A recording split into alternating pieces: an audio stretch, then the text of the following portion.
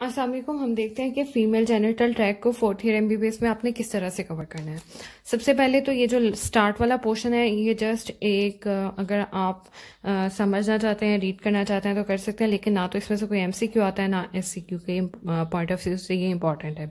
उसके बाद आपने ये वजाना है, यहाँ से आप इसे एक रीड दे लें। इसके अलावा एम्ब्रियोनल लेप्टोमायोसार्कोमा, इसमें से हमारे पास MCQ आते हैं, इसे आप एज ए MCQ रीड कर लें। उसके बाद सर्विक्स से हमारे पास UQ स्टार्ट होते हैं।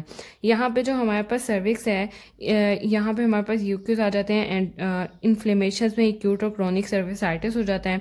ह्यूमन पेपिलोमा वायरस इन्फेक्शन का एक यूक्यू आ जाता है हमारे पास। इसके अलावा फिर सर्वाइकल इंट्राएपिथेलियल नियोप्लाज्म है, ये भी हमारे पास यहाँ पे ह्यूमन पेपिलोमा वायरस का एक यूक्यू आता है। और फिर उसके बाद सर्वाइकल इंट्राएपिथेलियल नियोप्लाज्म, इसकी आगे स्टेजिंग का यूक्यू आ जाता है कि how you will grade the cervical intraepithelial neoplasm और सर्वाइकल कार्सिनोमा को। ये आपने अच्छे से कर लेना। उसके बाद body of uterus and endometrium, ये स्टार्ट में जस्ट एक रीड है अगर आप रीड करना चाहते हैं। उसके बाद यहाँ से एंडोमेट्रियोसिस, ये भी जस्ट एक रीड है और इसमें से MCQ वगैरह आते हैं स्टार्ट के पोर्शन से। उसके बाद एंडोमेट्रियोसिस और एडिनोमायोसिस, इसमें से हमारे पास UQ आता है एंडोमेट्रियोसिस का, इसकी पैथोजेनेसिस भी पूछ लेता है। उसके अलावा इसकी म्यूटेशंस वगैरह भी पूछ लेता है और बाद में फिर इसका मॉर्फोलॉजी भी पूछ लेता है।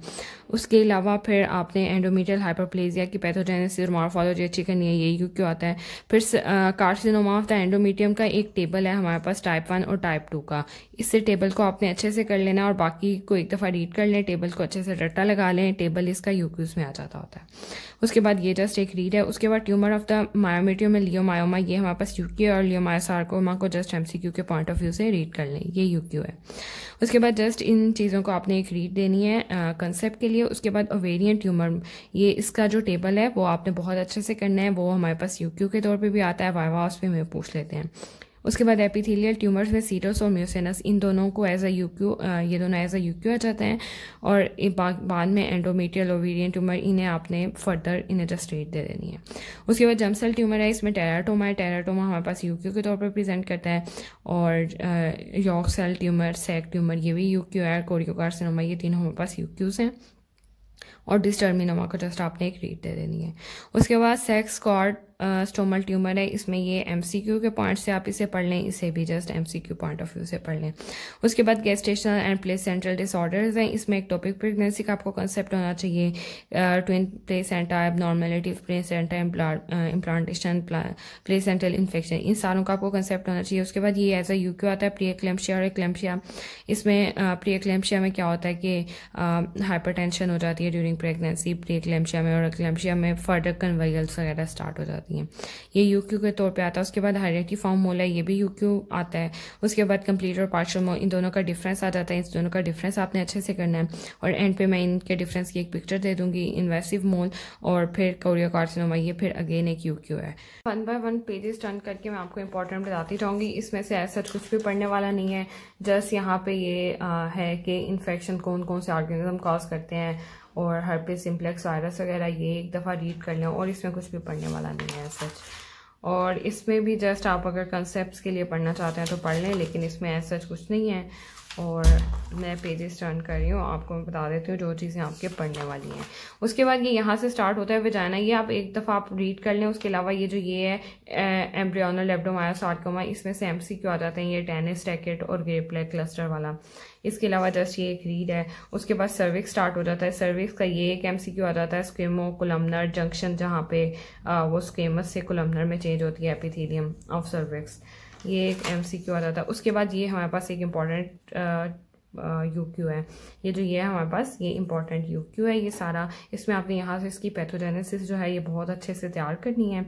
ये पैथोजेनेसिस करने के बाद आपने ये वाला टेबल भी इसका अच्छे से करना है। उसके बाद ये भी, और ये इसकी पैथोजेनेसिस मोस्टली क्वेश्चन में आती है कि ह्यूमन पेपिलोमा वायरस कैसे एक्ट करता है या कहाँ पे वो प्रॉब्लम काज करता है, ये इसकी पैथोजेनेसिस इंपॉर्टेंट है। उसके अलावा यहाँ पे जो ये दोनों हैं इनका डिफरेंस है, इन दोनों का डिफरेंस ये भी आपने कर लेना है। इसके बाद ये high grade squamous intraepithelial lesion और लो ग्रेड, इनका डिफरेंस है। मैं एंड पे इसकी एक क्लोज पिक्चर लेके दे देती हूँ। उसके बाद सर्वाइकल कार्सिनोमा, सर्वाइकल कार्सिनोमा की डिफरेंस क्लासिफिकेशन इंपॉर्टेंट है यहाँ से। इसके अलावा यहाँ पे जो इसकी स्टेजिंग दी हुई है ये हमारे पास अगेन यूक्यू है जो पूछा जाता है। इसके अलावा इसमें से यहाँ से MCQ आ जाते होते हैं।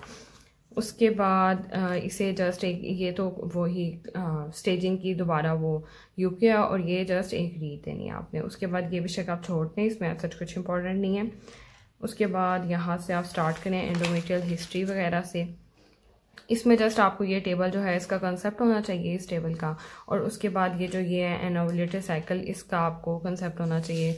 और ये यूक्यू नहीं आता वैसे, जस्ट इसका एक और ये वाला इसका ये वाला एक MCQ आता है। Plasma cell in the stroma होते हैं क्रोनिक एंडोमेट्रियाइटिस के। उसके बाद एंडोमेट्रियोसिस और एडिनोमायोसिस, ये हमारे पास एक यूक्यू के तौर पे आता है। उसके अलावा यहाँ पे जो ये इसका निमोनिक है, इसकी जो सीरीज़ याद करनी होती है कि किन किन जगहों पर एंडोमेट्रियोसिस होती है, LML PCRUO, और उल्टी साइड से स्टार्ट करना है क्योंकि इसका एक सीक्वेंस है। ओवरीज आ जाएंगी, यूट्राइन लिगामेंट, इस तरह सारे यहाँ तक आ जाएगा। ये निमोनिक है LML PCRUO, ये निमोनिक है। इसके अलावा इसका एक जो गाड़ी का बम्पर होता है उससे निमोनिक नया BMPR बम्पर। B से बेनाइन मेटास्टेसिस थ्योरी आ जाएगी, M से आ जाएगा मेटाप्लास्टिक थ्योरी आ जाएगी, P से हमारे पास आ जाएगी प्रोजेनिटल सेल थ्योरी, और R से आ जाएगी रिगर्गिटेशन थ्योरी। ये वेज हैं जिसके थ्रू ये पैथोजेनेसिस है या स्प्रेड करती है एंडोमेट्रियोसिस। उसके अलावा इसमें यहाँ पे इसकी म्यूटेशन कर लेनी है, ये यूक्यू है। इसके अलावा बाद में मॉर्फोलॉजी भी इसकी यूक्यू है, और इसमें ये इसका डायग्नोस्टिक पॉइंट है कि चॉकलेट सिस्ट इसमें भी होगा, वो हमारे पास चॉकलेट सिस्ट, इस बात को याद कर लें, जहाँ भी चॉकलेट सिस्ट आ जाएगा वो हमारे पास एंडोमेट्रियोसिस होगी। उसके बाद इससे भी एक रीड कर लें, और यहाँ पे एडिनोमायोसिस है, इसकी डेफिनेशन पढ़ लें, ये जस्ट एक रीड है। एंडोमेट्रियल हाइपोप्लेजिया, अगेन इसकी जो पैथोजेनेसिस है ये हमारे पास एक यूक्यू के तौर पे आ जाती होती है। फिर हम आगे चलते हैं, ये हमारे पास वो स्टार्ट हो गया एंडोमेट्रियल कार्सिनोमा। एंडोमेट्रियल कार्सिनोमा जो है इसका ये टेबल है, इससे तो आपने ये यूक्यू है इसे रट्टा मार लेना है, जस्ट बाकी एक रीड करें और फिर इस टेबल को रट्टा मार लें, ये हमेशा एज ए यूक्यू प्रेजेंट कर देता है। उसके बाद ये भी आपने एक रीड दे लेना है, इससे सारा ये इंपॉर्टेंट है एंडोमेट्रियल कार्सिनोमा। और ये जस्ट मतलब ये एज सच ये यूक्यू में नहीं आती ये चीज़ें, ये बस एक रीड देने से। फिर यहाँ पे हमारे पास ये भी जस्ट एक रीड है, अगर देना चाहे, नहीं तो ये इंपॉर्टेंट नहीं है। उसके बाद ट्यूमर ऑफ मायोमीडियम है, इसमें लियोमायोमा ये हमारे पास हमेशा यूक्यू के तौर पे प्रेजेंट कर जाता है। और फिर इसके बाद हमारे पास लियोमायोसार्कोमा है, इसे भी एक रीड दे लें, ये तो हमारे पास यूक्यू है और इसे एक रीड दे लें। फिर फ्लोपियन ट्यूब आ जाता है, इससे एज सच बस एक पढ़ने की ज़रूरत नहीं है। उसके बाद ओवरीज है, ओवरीज यहाँ से जस्ट आपने एक वो देनी है, रीड देनी है। उसके बाद ये जो ये टेबल है ये हमारे पास यूक्यू आता है, इससे आपने फुल अच्छे से रट्टा लगाना है, ये एज सच आपने लिखना होता है पेपर में अगर आ जाए तो।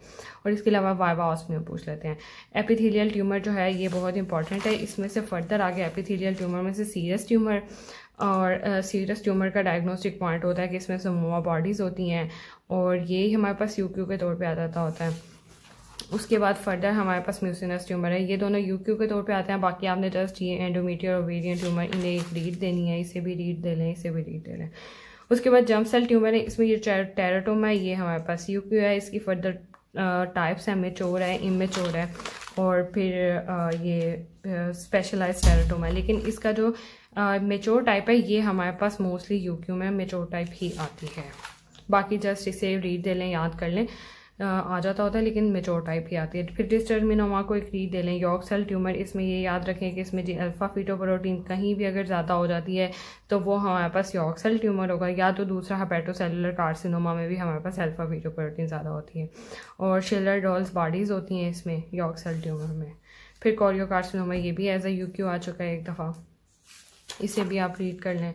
फिर ये ग्रैनुलर सेल ट्यूमर, इसमें से जस्ट एक MCQ आता है, और कॉल एक्सनल बॉडीज़ होती हैं, और जस्ट ये एक रीड है। और फिर अगेन इससे बेशक आप छोड़ दें, ये आपके पास ये फिर एक MCQ है यहाँ पे, इसे एक दफ़ा रीड कर लीजिएगा। उसके बाद डिसऑर्डर ऑफ अर्ली प्रेगनेंसी है, इसे जस्ट आपने एक रीड देनी है। एक्टोपिक प्रेगनेंसी का आपको कंसेप्ट होना चाहिए कि ये है क्या है। उसके बाद डिसऑर्डर ऑफ लेट प्रेगनेंसी में ट्विन प्लेसेंटा का आपको पता होना चाहिए कि ये मोनोक्रोमिक, डायमनियाटिक वगैरह, ये सारा कुछ आप एक दफ़ा रीड करेंगे, आपको इजीली पता लग जाएगा। उसके बाद ये सारा एक रीड है, ये हमारे पास अगेन एक यूक्यू आ जाता है यहाँ पे। ये जो प्री एक्लेम्पशिया एक्लेम्पशिया, इसे आपने अच्छे से याद करना है। ये एक यूक्यू है, इसे आपने इसकी मॉर्फोलॉजी और क्लिनिकल साइंस सारा कुछ अच्छे से याद करना है। ये हमारे पास यूक्यू है। प्रेगनेंसी में जब भी ब्लड प्रेशर वगैरह इंक्रीज हो जाता है तो एज एक्लेम्पशिया होता है और प्री एक्लेम्पशिया होता है, और जब उसके साथ सीजर कन्वलियंस आने लग जाती हैं तो वो एक्लेम्पशिया आ जाता है। Eclampsia is a pre eclampsia with the seizure and convulsions. उसके बाद गेस्टेशनल ट्रोफोब्लास्टिक डिजीज़ है, ये हेरिडिटी फॉर्म मोल, ये हमारे पास अगेन क्यों है। इसकी फर्दर दो टाइप्स है, कंप्लीट और पार्शियल मोल। अब इसमें डिफ्रेंशिएशन करना बहुत इंपॉर्टेंट है। अब इसकी डिफ्रेंशिएटिंग पॉइंट ये होता है कि एम्ब्रियो अगर बिल्कुल भी प्रेजेंट नहीं होगा ना, फुली डेड होगा, तो वो हमारे पास कंप्लीट मोल होता है। पार्शली में फीटल पार्ट जो होते हैं पार्शली प्रेजेंट होते हैं। इन दोनों का ये डिफरेंस का टेबल है, मैं एंड पे इसकी पिक्चर दे देती हूँ। और फिर अगेन यहाँ पे एक पॉइंट आपने ऐड करना है कि ये स्टोस्टॉम अपीयरेंस देता है। ये हमारी बुक में नहीं लिखा हुआ कि ये जो हेरिडिटी फॉर्म मोल है इसकी स्नोस्टॉम अपीयरेंस जो होती है, ये बुक में नहीं है, लेकिन ये एमसीक्यू में आता था और एज एससीक्यू भी पूछ लेता वो, सिर्फ ये डायग्नोस्टिक पॉइंट देखे। फिर ये इन्वेसिव मोल है, ये में इंपॉर्टेंट है। फिर ये कोरियोकार्सिनोमा, ये हमारे पास यूक्यू आ चुका है, इसकी मॉर्फोलॉजी और क्लिनिकल साइन वगैरह अच्छे से करने हैं। उसके बाद बस यहाँ तक ये चैप्टर ज़्यादा इंपॉर्टेंट है, बस।